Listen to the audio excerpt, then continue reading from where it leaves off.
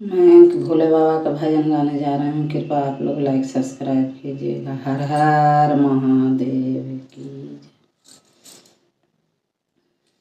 अब ना रहा भोला जी माटी के घर में, पका पिटवाई दे भोला जी गाया शहर में, पका पिटवाई दे भोला जी गाया शहर में।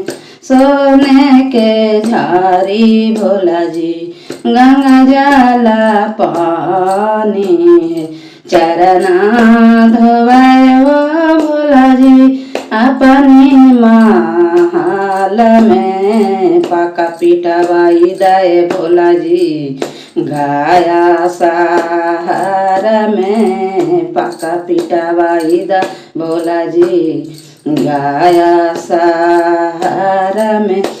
अब ना रहा वो भोला जी माटी के घर में, पका पिटवाई दे भोला जी गाया शहर में, पका पिटवाई दे भोला जी गाया शहर में।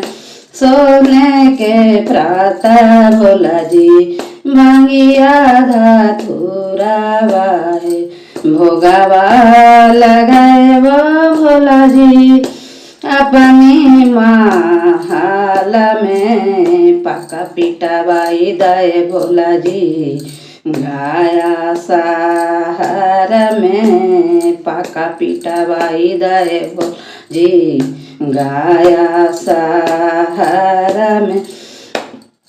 सोने के थाली भोला जी कंचन कपूरा के बाती, आरती लगाए वो भोला जी अपनी महल में, आरती लगाए वो भोला जी अपनी महल में, पका पिटवाई दे भोला जी गाया शहर में, पका पिटवाई दे भोला जी गाया शहर में।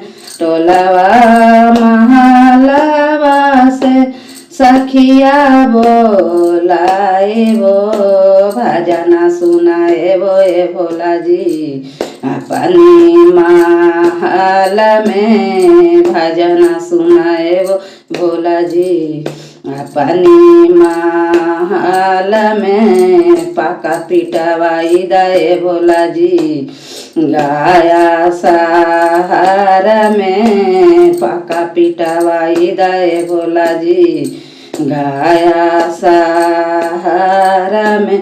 आकमान फुलवा भोला जी तोड़ी तोड़ी लाए वो, हरवा गुथाए वो भोला जी अपनी महल में, हरवा पहनाए वो भोला जी अपनी महल में, पका पिटवाई दे भोला जी गाया शहर में, पका पिटवाई दे भोला जी गाया शहर में।